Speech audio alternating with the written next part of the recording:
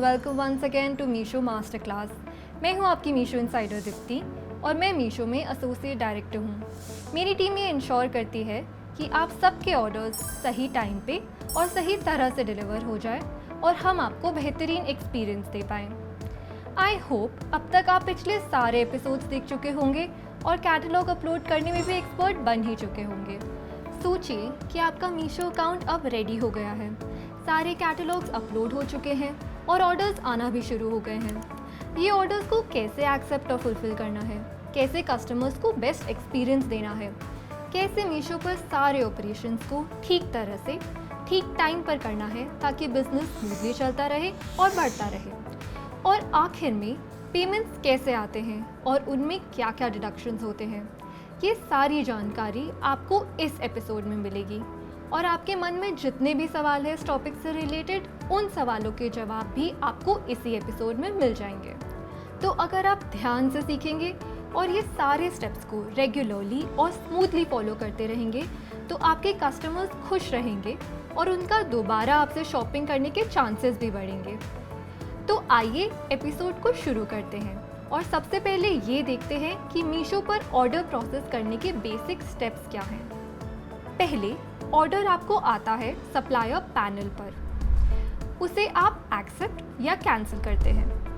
फिर आप shipping label download करते हैं। उसके बाद अगले दिन या उसी दिन पिकअप होता है, ऑर्डर शिप किया जाता है, डिलीवरी कंप्लीट होती है और फाइनली पेमेंट आपके अकाउंट में ट्रांसफ़र हो जाती है। अब हम डिटेल में देखने वाले हैं कि इस प्रोसेस में आपको क्या क्या दिक्कत हो सकती है, कैसे प्रॉब्लम्स आ सकते हैं और कैसे इन्हें अवॉइड और फिक्स किया जा सकता है। जब आपको ऑर्डर आता है तो वो आपको पेंडिंग टैब में दिखाई देता है, जहां आपको उसे एक्सेप्ट करना होता है या अगर किसी कारण से आप ऑर्डर फुलफिल नहीं कर सकते तो कैंसिल करना होता है। हर ऑर्डर का एक EDD यानी एक्सपेक्टेड डिस्पैच डेट होता है। ये डेट सप्लायर्स के लिए बहुत इंपॉर्टेंट होती है क्योंकि सारे ऑपरेशंस इसी डेट के अनुसार प्लान किए जाते हैं। अगर आप किसी भी ऑर्डर को बिना एक्सेप्ट या कैंसिल किए पेंडिंग टैब में छोड़ देंगे तो EDD के ठीक दूसरे दिन पर आपका ऑर्डर ऑटोमेटिकली कैंसिल हो जाएगा। तो पेंडिंग टैब में ऑर्डर्स को रेगुलरली चेक करते रहना है और उन्हें एक्सेप्ट या कैंसिल करना है। अगर आप किसी कारण से कोई ऑर्डर फुलफिल नहीं कर पाएंगे तो आपके पास ऑर्डर कैंसिल करने का ऑप्शन है जब तक ऑर्डर आपके पेंडिंग टैब में है। ऑर्डर कैंसिलेशन के बारे में भी कुछ बातें आपको याद रखनी है।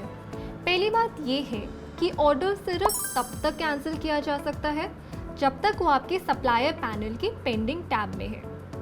अगर आपने ऑर्डर एक्सेप्ट किया है तो उसे रेडी टू शिप या RTS स्टेटस दिया जाता है। इसके बाद ऑर्डर कैंसिल करना मुमकिन नहीं होगा।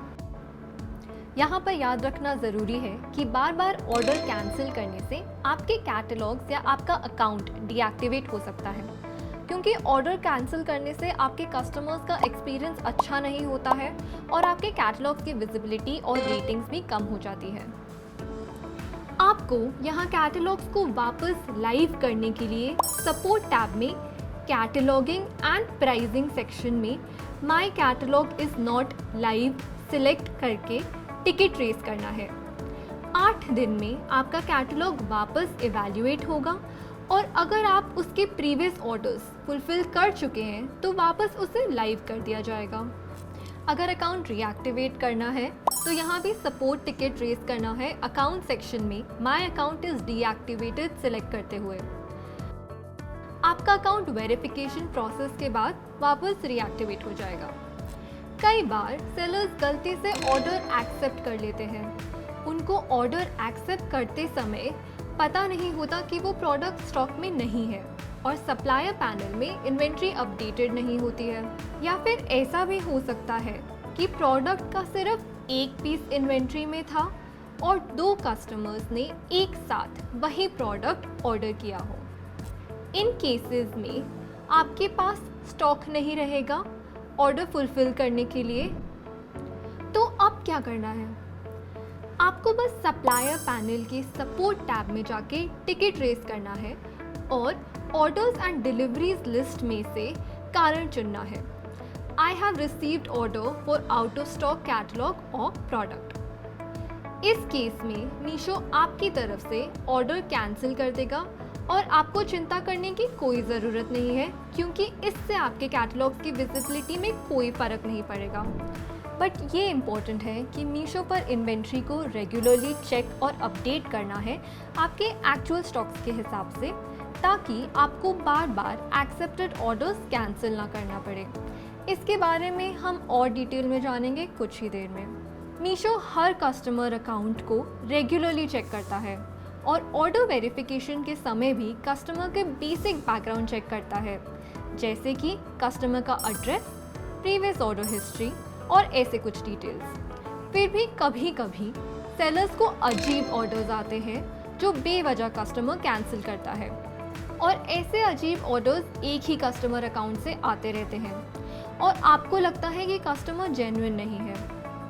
ऐसे में आपको सिर्फ सपोर्ट टैब पर जाकर ऑर्डर्स एंड डिलीवरी सेक्शन में I have received an unusual order select करना है। मीशो फिर से उस कस्टमर का बैकग्राउंड चेक करेगा और ऑर्डर वेरिफिकेशन प्रोसेस फिर से होगा। अगर ऑर्डर जेन्युइन है तो आपको दिखाई देगा, नहीं तो ऑर्डर कैंसिल कर दिया जाएगा। अगला स्टेप है ऑर्डर एक्सेप्टेड यानी रेडी टू शिप। अब अगर आपने ऑर्डर एक्सेप्ट कर लिया है और आरटीएस टैब में छोड़ दिया है और प्रोसेस नहीं किया, तो याद रहे फिर से ईडीडी के दूसरे दिन पर ऑर्डर ऑटोमेटिकली कैंसिल हो जाएगा। इसके कई कारण हो सकते हैं, जैसे कि अगर शिपिंग लेबल जनरेट नहीं हो रहा है या ऑर्डर का मैनिफेस्ट नहीं डाउनलोड हो पा रहा है। आपको सिर्फ सपोर्ट टैब में जाकर ऑर्डर्स एंड डिलीवरी सेक्शन में label is not getting generated for my order select करना है और टिकट रेस करनी है। ऐसे प्रॉब्लम्स को कम करने के लिए मीशो की टेक टीम रेगुलरली चेकअप्स और मेंटेनेंस करती है। जब आपका टिकट रेज होता है, मीशो फिर से चेक करता है और आपकी प्रॉब्लम सॉल्व कर देता है। अब सोचिए, शिपिंग लेबल डाउनलोड कर लिया है, तो इस स्टेज में ऑर्डर्स प्रोसेस कैसे करना है और क्या क्या प्रॉब्लम्स आ सकती हैं, आइए देखते हैं। तो पहले मोस्ट बेसिक बात याद रखनी है कि किसी ऑर्डर का शिपिंग लेबल 11 AM से पहले डाउनलोड किया जाता है तो उसका पिकअप उसी दिन हो जाएगा, और अगर 11 AM के बाद तो अगले दिन होगा। अगर इस प्रोसेस में कुछ देरी हो रही है या पिकअप में डिले हुआ है, तो आप सपोर्ट टैब में ऑर्डर्स एंड डिलीवरीज के नीचे my orders are not picked up yet select करके टिकट रेस कर सकते हैं। अगर डिलीवरी पार्टनर आपका ऑर्डर पिकअप करने के लिए पहुंच गया है और आपने प्रोडक्ट को पैक करके रेडी नहीं रखा है, तो क्या होता है? ऐसे केसेस में आपको डिलीवरी पार्टनर को कुछ देर बाद वापस पिकअप अटेम्प्ट करने के लिए पूछना होगा, और अगर वो स्वीकार करे तो सेकेंड अटेम्प्ट पर आपको ऑर्डर ज़रूर पैक्ड और रेडी रखना है उसको देने के लिए। मीशो की third party logistics partners India के सबसे ट्रस्टेड और प्रेफर्ड कंपनीज में से चुने गए हैं। इन कंपनीज की भी ठीक तरह से जांच की जाती है और सिर्फ वो कंपनीज चुनी जाती है जिनका फुलफिलमेंट रेट सबसे ज़्यादा अच्छा है। फिर भी अगर आपको पहले कभी किसी थर्ड पार्टी लॉजिस्टिक्स पार्टनर के साथ कुछ ख़राब एक्सपीरियंस हो या शिकायत हो, तो आप अपना पार्टनर ऑफ चॉइस बदल सकते हैं।